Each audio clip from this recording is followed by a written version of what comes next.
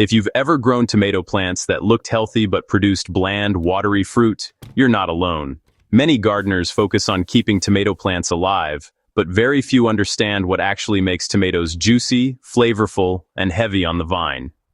Today, we're skipping the basic advice you've heard 1,000 times and getting straight into the real secrets that separate average tomatoes from truly exceptional ones.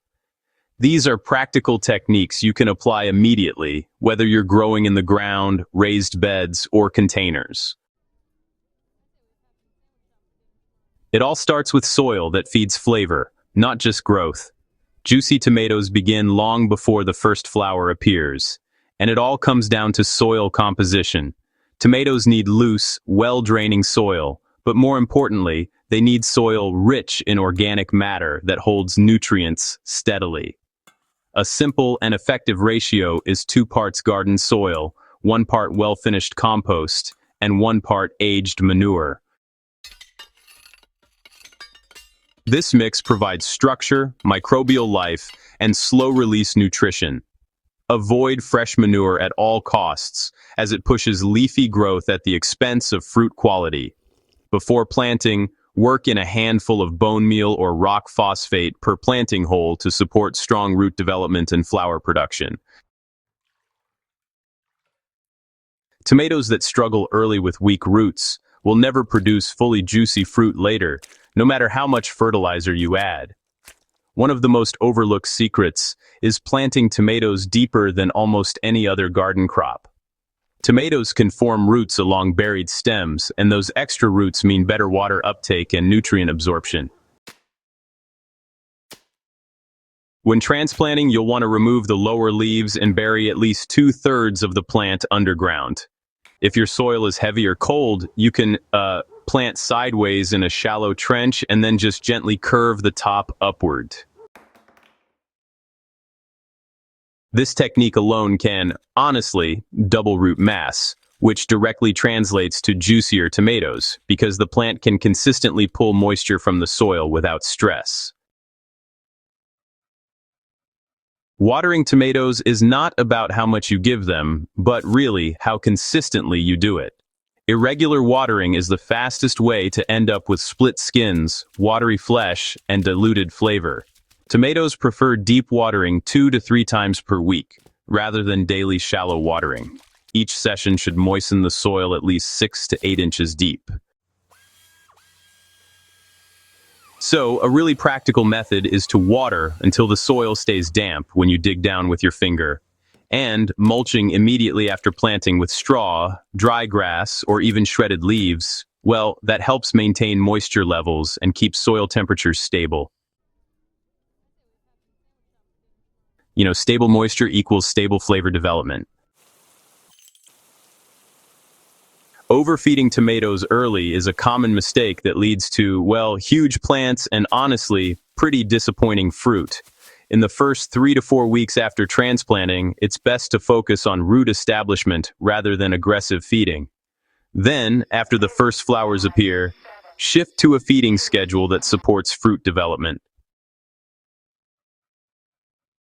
A reliable homemade feed is compost tea made by soaking 1 shovel of compost in 5 gallons of water for 24 hours. Apply this every 2 weeks during flowering and fruit set. If you're using commercial fertilizer, look for a ratio close to 5-10-10 or 4-6-8. Higher phosphorus and potassium at this stage improve fruit size, juiciness, and sugar content without forcing excessive leaf growth. Pruning is not about making plants look neat. It's about controlling where the plant invests its energy. Indeterminate tomato varieties benefit greatly from removing suckers that grow between the main stem and leaf branches. Start pruning once the plant reaches about 12 inches tall. Limit each plant to 1 or 2 main stems.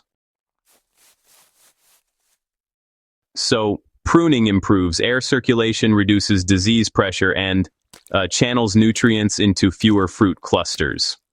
Gardeners who hesitate to prune often end up with, a lot of small, underwhelming tomatoes instead of fewer but superior fruits. Tomatoes need at least 6 hours of direct sunlight, but honestly, 8 to 10 hours produces noticeably better fruit. Morning sun is especially important because it dries dew quickly, which helps reduce fungal disease. And, yeah, spacing plants correctly is just as critical. Crowded tomatoes compete for light and airflow, and that leads to weaker fruit development. A good rule is really 18 to 24 inches between plants for indeterminate varieties.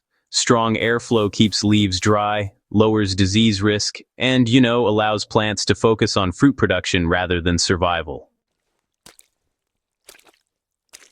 Tomatoes actually develop better flavor when they're a little bit stressed at just the right time. Once those fruits start to ripen, go ahead and slightly reduce watering, but be careful not to let the plant wilt. This kind of controlled stress helps concentrate the sugars and acids inside the fruit, which gives you a deeper flavor and a firmer texture. It's important to avoid heavy nitrogen feeding during this stage. If you use too much nitrogen late in the season, you'll end up with watery tomatoes that just don't taste great, even if the plant itself looks super healthy. Tomatoes should be harvested when they're fully colored but still firm. Leaving them on the vine too long during extreme heat can cause moisture loss and a decline in flavor. If temperatures are regularly above 30 degrees Celsius, it's best to harvest as soon as your tomatoes reach full color, and then let them finish ripening indoors at room temperature. Never refrigerate fresh tomatoes. Cold temperatures actually damage the cell structure and honestly, permanently destroy both flavor and juiciness. Growing juicy tomatoes isn't about shortcuts or miracle products. It's really about understanding plant behavior and, working with it instead of against it. When soil health, watering consistency, feeding timing, and stress management are all lined up, your tomatoes will reward you with richer flavor, better texture, and higher yields year after year. If this guide helped you grow better tomatoes or maybe taught you something new, support the Evergreen Garden channel by subscribing, sharing this video with fellow gardeners, and leaving a comment about your tomato growing experience. Let's keep growing better gardens together.